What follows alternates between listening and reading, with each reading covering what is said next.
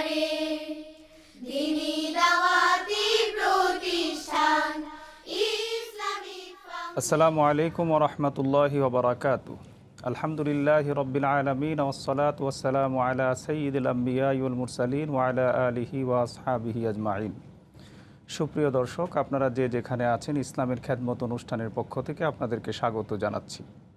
আপনারা জানেন, ইসলামের খেদমত অনুষ্ঠানটি জাতির পিতা বঙ্গবন্ধু শেখ মুজিবুর রহমান কর্তৃক প্রতিষ্ঠিত ইসলামিক ফাউন্ডেশন আয়োজন করে থাকে এবং প্রতিটি অনুষ্ঠানেই আমরা ইসলামের একটি নির্ধারিত বিষয়ের উপর আলোকপাত করে থাকি দর্শকদের উদ্দেশ্যে। আজকেও একটি নির্ধারিত বিষয়ের উপরে আমরা আলোচনা করব। আজকে আমরা যে বিষয়টি নিয়ে আলোচনা করব সেটি হচ্ছে প্রধানমন্ত্রী শেখ হাসিনার মডেল মসজিদ কনসেপ্ট। এ বিষয় নিয়ে আলোচনা করার জন্য স্টুডিওতে দুইজন সম্মানিত অতিথি উপস্থিত হয়েছেন। আসুন প্রথমেই আমরা অতিথিদ্বয়ের সঙ্গে পরিচিত হই। আমার ডানে আছেন ইসলামিক ফাউন্ডেশনের মহাপরিচালক জনাব শামীম মোহাম্মদ আফজাল। আসসালামু আলাইকুম ওয়া রাহমাতুল্লাহি ওয়া বারাকাতুহু। স্টুডিওতে আরও উপস্থিত আছেন ইসলামিক ফাউন্ডেশনের পরিচালক এবং মডেল মসজিদ প্রকল্পের উপপ্রকল্প পরিচালক জনাব লুৎফুর রহমান সরকার। আসসালামু আলাইকুম রহমতুল্লাহ। অতিথিদ্বয়কে আমাদের ইসলামের খেদমত অনুষ্ঠানে স্বাগত জানাচ্ছি। আমরা বিষয়বস্তু সম্পর্কে আগেই আলোচনা করছিলাম যে মাননীয় প্রধানমন্ত্রী শেখ হাসিনার একটি স্পেশাল কনসেপ্ট হচ্ছে মডেল মসজিদ কনসেপ্ট। আমরা যদি লক্ষ্য করি, ইতিহাসের দিকে তাকাই, বর্তমান বিশ্বের দিকে তাকাই, একই সাথে এই 560টি মডেল মসজিদ কাম সাংস্কৃতিক কেন্দ্র নির্মাণের ইতিহাস বিরল, পাওয়া যায় না। এবং বর্তমান বিশ্বেও কোনো দেশ এরকমভাবে রাজস্ব অর্থায়নে এরকম বড় কোনো প্রজেক্ট হাতে দিয়েছে কিনা সেটিও জানা যায় না।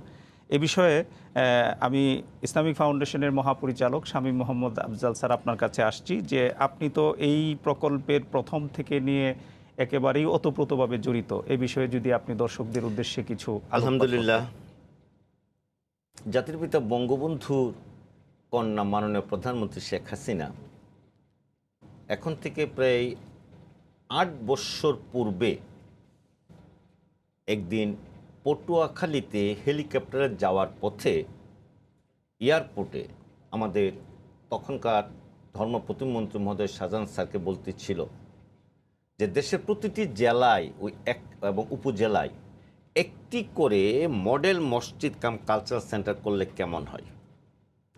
ওনার এই চিন্তার ভিত্তিতেই আমরা মডেল মসজিদ কাম কালচারাল সেন্টার কনসেপ্টটা উদ্যোগ নেই এবং বর্তমানে সেটা এখন বাস্তবায়নের দিকে আছে। প্রায় আগে ছিল প্রায় 9,000 কোটি টাকা, এখন প্রায় জমির দাম ছাড়াই প্রায় 11,000 কোটি টাকা লাগতেছে। পৃথিবীর ইতিহাসে উম্মতে মুহাম্মদীদের মধ্যে মসজিদকে কেন্দ্র করে ইতিপূর্বে উনার পূর্বে আর কেউ এতবার প্রজেক্ট হাত দেয় নাই। প্রতিটি মসজিদে গড়ে কনস্ট্রাকশন খরচে প্রায় 17 কোটি টাকা খরচ হবে। জি। আর 17 প্লাস 560, এটা কি আসলে হইল কি? আল্লাহ হইল স্রষ্টা, আর নবী মুহাম্মদ সাল্লাল্লাহু আলাইহি ওয়াসাল্লাম আল্লাহর পক্ষ থেকে মানুষের নমুনা। সেই জন্য কোরআন হাদিস বলে মানুষ ব্যতীত আল্লাহ তাআলার হিকমত এবং তার রুবুবিয়ত সম্পর্কে আর কেউ জ্ঞান অর্জন করতে পারে না। আল্লাহ তাআলার 18,000 সৃষ্টির মধ্যে মানুষ হলো আশরাফুল মাখলুকাত। মানুষের মধ্যে একটা অংশে সেটা অর্জন করতে পারে, কিন্তু মানুষের এই কাজটা যে করবে, আল্লাহর জগৎ মানুষ সহ 18,000 মাখলুকাতের একটা ঠিকানা লাগবে। তো এই ঠিকানাটা হলো নবী মুহাম্মদ সাল্লাল্লাহু আলাইহি ওয়াসাল্লামের পূর্বেই ইব্রাহিম ইসলামের মাধ্যমে আল্লাহ তাআলা তার একটি ঘর, কাবা ঘর করে গিয়েছেন। আর এই কাবা ঘরেরই অনুরূপ মানুষের কল্যাণের জন্য এই মসজিদ। এই মসজিদ কিন্তু শুধু মুসলমানদের ইবাদতের জায়গা আর সকল মানুষের আশ্রয়স্থল। আর মদিনার সনদই হইল তার নমুনা, যে রাসূল সাল্লাল্লাহু আলাইহি ওয়াসাল্লাম এই মসজিদকে কেন্দ্র করে যে সমাজ ব্যবস্থার কথা বলছে, সেখানে কিন্তু হিন্দু, বৌদ্ধ, খ্রিস্টান, পৌত্তলিক সকলকে নিয়ে মদিনার সনদ। ঠিক সেরকম সারা জগতের মানুষের আল্লাহ প্রদত্ত ওহির জ্ঞান অন্যান্য নবীও যেমন দিন নিয়ে আসছিল কিন্তু ওর বিকৃত হয়ে গেছে, ঠিক আমাদের দিনেরও এই যে বিকৃতি হয়েছে, এই বিকৃতিটাকে রোধের জন্য একটা ঠিকানা লাগবে, সেটা মডেল মসজিদ। সেইটাই হলো মডেল মসজিদ স্যার, কাম কালচার আপনার সেন্টার। কাছে আবারও আসবো। আমি জনাব লুৎফর রহমান সরকার আপনার কাছে আসছি। আমরা ইসলামিক ফাউন্ডেশন মহাপরিচালকের আলোচনা থেকে যেটা জানতে পেরেছি, বস্তুর উন্নতির জন্য সারা বিশ্ব চেষ্টা করছে।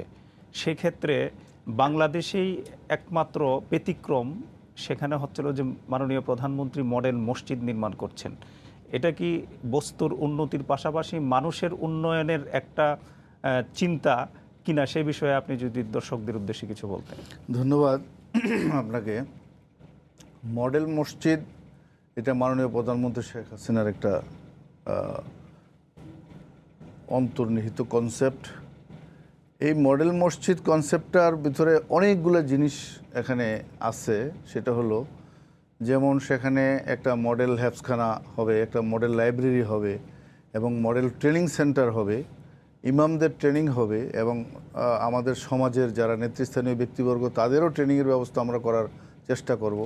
সাথে সাথে যে উপজেলা পর্যায়ে যে মসজিদটা হবে, সেখানে যারা উপজেলা পর্যায়ে যে সমস্ত কর্মকর্তা কর্মচারী আছেন, সমাজের লোকজন আছেন, তাদেরও আমরা বিভিন্ন বিষয়ে প্রশিক্ষণের ব্যবস্থা করব।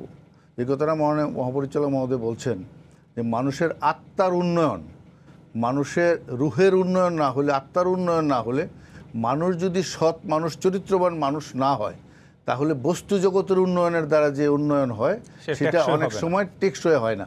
যেমন আসছে পশ্চিমা জগতে যদি আপনি তাকান, তো দেখা যাবে যে অনেক উন্নয়ন হয়েছে, কিন্তু মানুষের আত্মিক যেটা চারিত্রিক উন্নয়নটা না হওয়ার কারণে অনেক ক্ষেত্রে তারা পিছনে পড়ে যাচ্ছে। এই মডেল মসজিদ কনসেপ্ট মাননীয় প্রধানমন্ত্রীর একটা সুদূর প্রসারী চিন্তার একটা ফসল। কীভাবে 2041 সালে এটা উন্নত দেশ হবে বাংলাদেশ।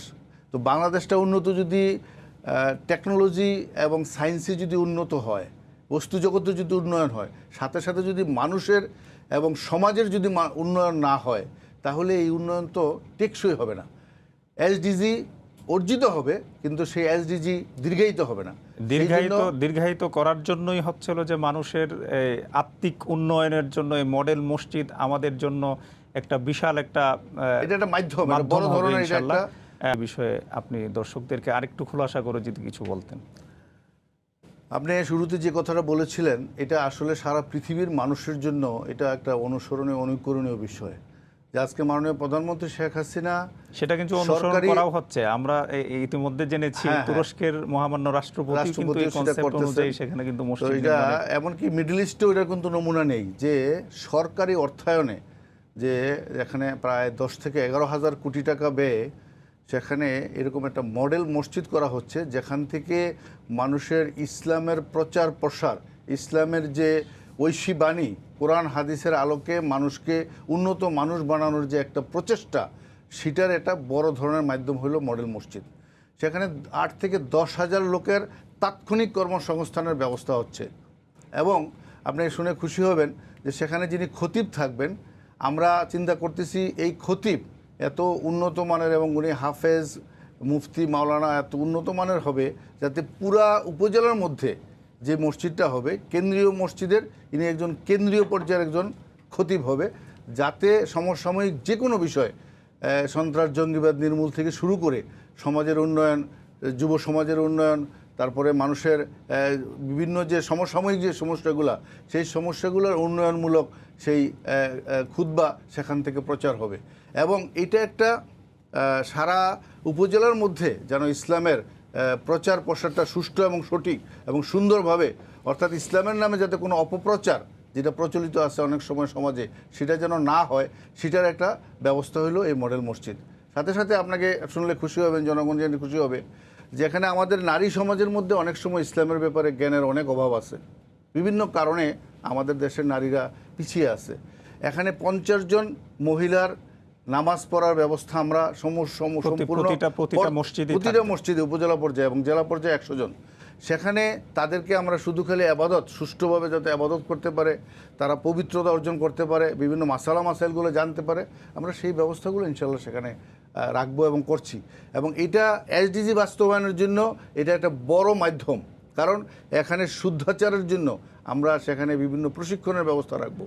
এবং সাথে সাথে আমরা সেখানে যে সমস্ত যে ডিজেবল যারা আছে, যারা নাকি আপনার সামাজিকভাবে যারা নাকি অক্ষম, প্রতিবন্ধী, তাদের জন্য আমরা কিন্তু সেখানে একটা কর্নার রেখেছি, তারা যাতে পড়াশোনা করতে পারে, সেখানে একটু চর্চা করতে পারে, এবং সেখানে আমাদের লোকেরা যেন, হাজি সাহেবরা যেন সহজে সেখানে একটা উন্নত প্রশিক্ষণ পেতে পারে।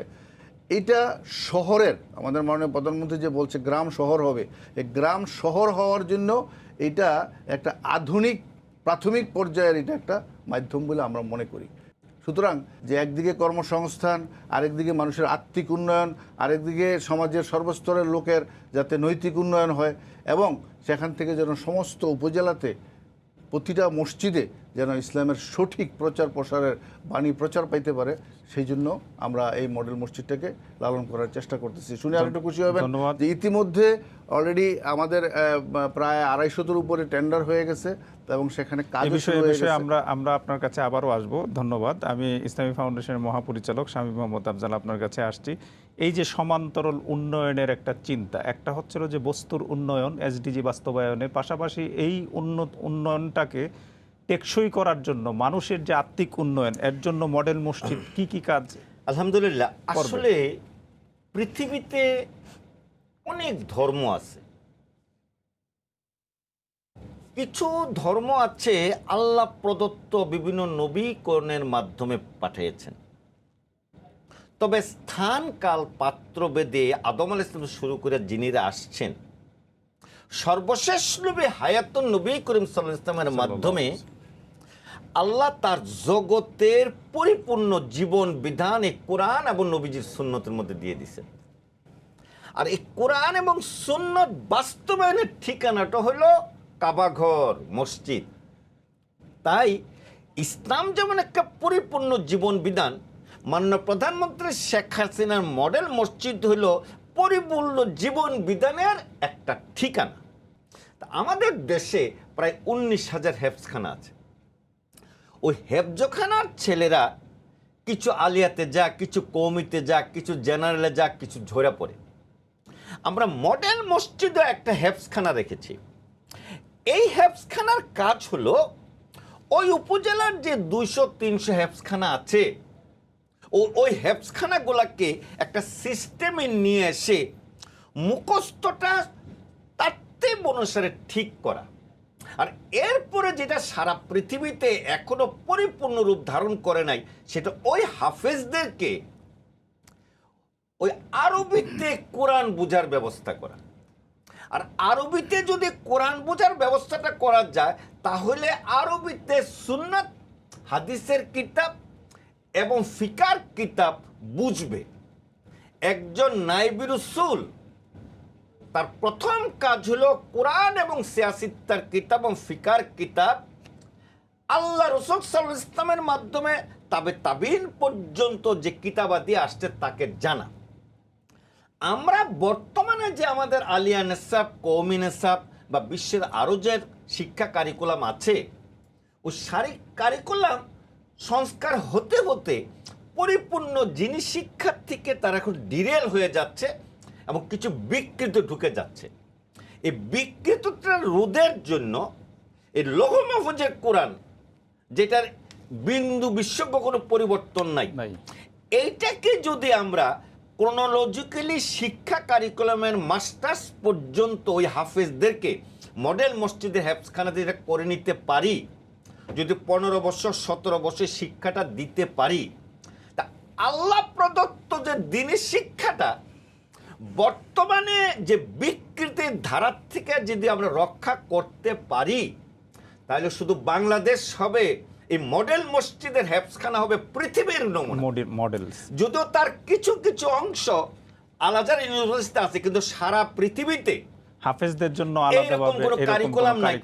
এইটাই হলো মাননীয় প্রধানমন্ত্রী শেখ হাসিনার মডেল মসজিদ কনসেপ্টের দ্বীনি শিক্ষা এবং দ্বীনি শিক্ষার পাশাপাশি দ্বীনি দাওয়াতের পরিপূর্ণ রূপরেখা, যেটা বাংলাদেশকে সারা পৃথিবীর মানুষ, শুধু মুসলমান নয়, যারা শান্তি চা, সম্প্রীতি চা, ভ্রাতৃত্ব চা, বিশ্বের মানুষের কল্যাণ চান এবং 18,000 মানুষ মানুষ মাখলুকাত। 18,000 মাখলুকাত মানুষের কল্যাণে আসছে, সবার জন্যই সকলের প্রয়োজন। কল্যাণ চান, তাদেরকে মধ্যে রোগের ডাক্তার নেই, দিনের ডাক্তার। এই নায়েবে রসুল এই কোরআনে হাফেজদের মাধ্যমে পর্যায়ক্রমে এলেমওয়ালা আমলওয়ালা আলেম তৈরি করার এই যে মডেল মসজিদের যে হেফজখানা, এটা এইটা হবে নমুনা হবে। কিয়ামত পর্যন্ত মানুষের নমুনা হিসেবে আমরা রেখে দিতে চাই। তবে শয়তানও যেহেতু আছে, আবার হয়তো বা 500 বছর পরে কি হবে সেটা জানি না, কিন্তু আমাদের চিন্তা এটাকে বাস্তবায়ন করতে চাই। আমরা আবারও স্যারের কাছে আসছি। স্যার, আপনি যে আলোচনা করছিলেন যে এই মডেল মসজিদ কেন্দ্রিক একটা হ্যাপসখানা, এবং সেই হ্যাপসখানাগুলো সারা দেশের অন্য হ্যাপসখানাগুলোকে একত্রিত করে একই ছাতার নিচে নিয়ে এসে এই যে মেধাবী ছাত্র যারা হাফেজ হয়, অত্যন্ত মেধাবী, এই মেধাবী ছাত্রদের মেধাগুলোকে বাংলাদেশ ও বিশ্বর জন্য কাজে লাগানোর যে আপনার একটা প্রয়াস, যেটা মডেল মসজিদ কেন্দ্রিক হচ্ছে, এই বিষয়ে আপনি আপনাকে জানতে হবে পৃথিবী এখন অনেক ডেভেলপড হয়ে গেছে, বিজ্ঞান প্রযুক্তির অনেক ডেভেলপড হয়েছে। আগের একজন এমবিবিএস ডাক্তার সব রোগী দেখতেন, পেটের রোগও দেখতেন, চোখের রোগও দেখতেন, কিন্তু এখন কিন্তু বিভক্ত হয়ে গেছে। আমরা শুধু দ্বীনি দাওয়াতের ইসলাম পরিপূর্ণ জীবন বিধান হলেও একজন নায়েবে রাসূল আলেমের কি জানতে হবে, কি কোরআনটাকে পরিপূর্ণভাবে তাকে জানতে হবে, কোরআনের ব্যাখ্যা, সুন্নত, হাদিসের কিতাব জানতে হবে, ফিকার কিতাব জানতে হবে। এই জন্য দ্বীনি শিক্ষা এবং দ্বীনি দাওয়াতের ধারাটা আমরা যদি একটা পরিপূর্ণ রূপ নিতে পারি, তাহলে আমাদের দেশে আলিয়া বলেন, কওমি বলেন, বা বিভিন্ন তাসাউফি লাইনের শিক্ষা বলেন, সকলের মধ্যেই শরীয়তি শিক্ষার একটা ধারা হয়ে যাবে। 1 2 নম্বর আপনি বলুন, সবাই জানে মানুষের মৌলিক চাহিদা 5টি: অন্ন, বস্ত্র, শিক্ষা, চিকিৎসা, বাসস্থান। আমরা এই 5টাকেই এই মডেল মসজিদের মধ্যে, যেমন ইসলামী ফাউন্ডেশন বঙ্গবন্ধুর প্রতিষ্ঠিত এমন একটা তার কার্যাবলী যে একটা দেশের, একটা রাষ্ট্রের মানুষের যা লাগে মোটামুটি সব কিছু তার মধ্যে আছে। তাই এই মডেল মসজিদকে কেন্দ্র করে মানুষের চিকিৎসা, মানুষের খাদ্য, মানুষের সম্প্রীতি, মানুষের আবাসস্থল, যা প্রয়োজন আছে সকল কাজগুলা যদি মডেল মসজিদকে কেন্দ্র করে একটা উপজেলার সকল কাজের একটা সমাজবদ্ধ মানুষের সম্প্রীতি, ভ্রাতৃত্বের মধ্যে নিয়ে আসা যা, সে উপজেলাটা উন্নত হবে। আর উপজেলা উন্নত হলে 5টি উপজেলা উন্নত হওয়া মানে বাংলাদেশটা উন্নত হয়ে যাবে। বাংলাদেশের উন্নত হয়ে যাওয়া মানে এই বাংলাদেশের ফাউন্ডেশন, ইসলামী ফাউন্ডেশনের ছাতার নিচে দাঁড়াইয়া ও লাল সবুজের পতাকা সারা বিশ্বের মানুষকে দেবে যে তোমরাও আমাদের পথ ধরো, বিশ্ব শান্তি কায়েম করো, সম্প্রীতি ভ্রাতৃত্বের মধ্যে চলো। অ্যাটম দেওয়া শান্তি হবে না, সম্প্রীতি ভ্রাতৃত্ব দাওয়াতের মাধ্যমে শান্তি হবে।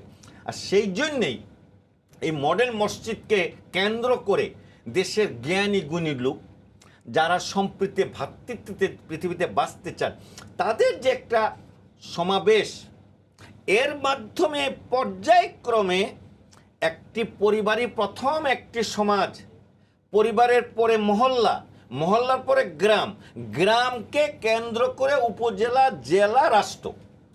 তার মানে কি মূল কাজটা হলো পরিবারটা, এক পরিবারের স্বামী, স্ত্রী, তার লোকজন, তো সেই জন্য তার সন্তানাদি, তো সেই জন্যই এই পরিবার ভিত্তিক যদি মানুষের নৈতিকতা শিক্ষার, সেটা মসজিদ কেন্দ্রিকই সবচাইতে, কারণ এবং এই মসজিদকে কেন্দ্র করে একটা সমাজ আছে, জুম্মার পরিবারগুলো উন্নত হতে পারে। এই জুম্মার খুতবাতে এক এক সপ্তাহে এক এক বিষয়ের উপরে, কোনোদিন শিক্ষার উপরে, কোনোদিন চিকিৎসার উপরে, কোনোদিন খাদ্যের উপরে, এই সবগুলা কাজে যদি উপজেলা মডেল মসজিদটা কেন্দ্র করে যদি আমরা বাস্তবায়ন করতে পারি, তাহলে পর্যায়ক্রমে সারা পৃথিবীর মানুষের, শুধু বাংলাদেশে সারা পৃথিবীর মানুষের, যে মানুষটাকে যিনি সৃষ্টি করেছেন আর মানুষের কল্যাণের জন্য আল্লাহ এই 18,000 মাখলুকাত যে সৃষ্টি করেছেন, এই সব কিছুর রহস্য মানুষ ছাড়া আর কেউ পারবে না। ধন্যবাদ স্যার। সেই জন্যই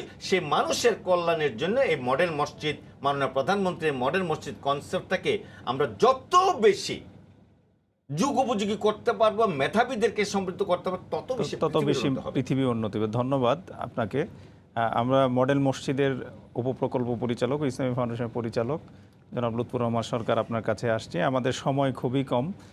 এই মডেল মসজিদের সার্বিক অবস্থা, কতগুলোর কাজ শুরু হয়েছে, কবে নাগাদ আমরা শেষ করতে পারবো, পাশাপাশি এখানে আলেম ওলামাদের কী কর্মসংস্থানের ব্যবস্থা আছে, সেই বিষয়গুলো যদি একটু দর্শকদের উদ্দেশ্যে খোলাসা করতেন।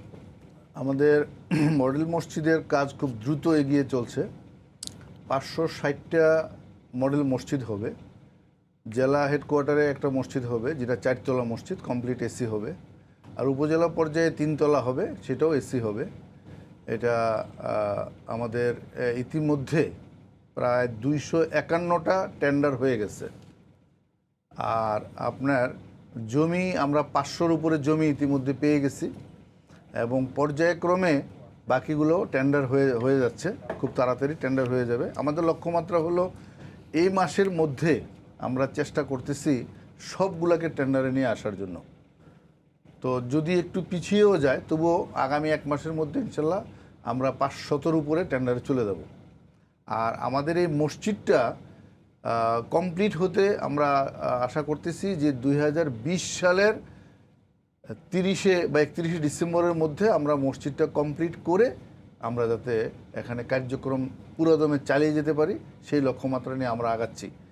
তো যেহেতু আগামী জুন মাসের মধ্যে আমরা আশা করতেছি প্রায় 100 মসজিদ 1তলা পর্যন্ত কমপ্লিট করে দৃশ্যমান করার একটা পরিকল্পনা আমাদের রয়েছে, এবং সেভাবে কাজ এগিয়ে চলছে। ধন্যবাদ জনাব লুৎফুর রহমান সরকার। ধন্যবাদ দুজনকেই যারা আমাদের স্টুডিওতে এসে মূল্যবান কথা বলেছেন এবং দর্শকদের উদ্দেশ্যে বিভিন্ন গুরুত্বপূর্ণ তথ্য উপস্থাপন করেছেন। সুপ্রিয় দর্শক, আমরা অনুষ্ঠানের একেবারেই শেষ পর্যায়ে। আজ আমরা মাননীয় প্রধানমন্ত্রীর যে একটি কনসেপ্ট মডেল মসজিদ, সে বিষয়ে আলোচনা শুনলাম, এবং এখান থেকে আমরা অত্যন্ত গুরুত্বপূর্ণ বেশ কিছু তথ্য পেয়েছি। বিভিন্ন সুন্দর সুন্দর কথা আমরা শুনেছি। এই মডেল মসজিদ সুন্দরভাবে বাস্তবায়িত হলে মানুষের নৈতিক উন্নয়ন ত্বরান্বিত হবে, আমাদের টেকসই উন্নয়ন আরও শক্তিশালী হবে, সে আশাবাদ ব্যক্ত করছি। এবং আগামী শুক্রবার একই সময়ে আমরা আবারও আপনাদের সামনে ইসলামের খেদমত অনুষ্ঠান নিয়ে হাজির হব, নতুন একটি বিষয় নিয়ে। সেই অনুষ্ঠান দেখার আমন্ত্রণ জানিয়ে আজকের মতো এখানেই শেষ করছি। আসসালামু আলাইকুম ওয়া রাহমাতুল্লাহি ওয়া বারাকাতুহু।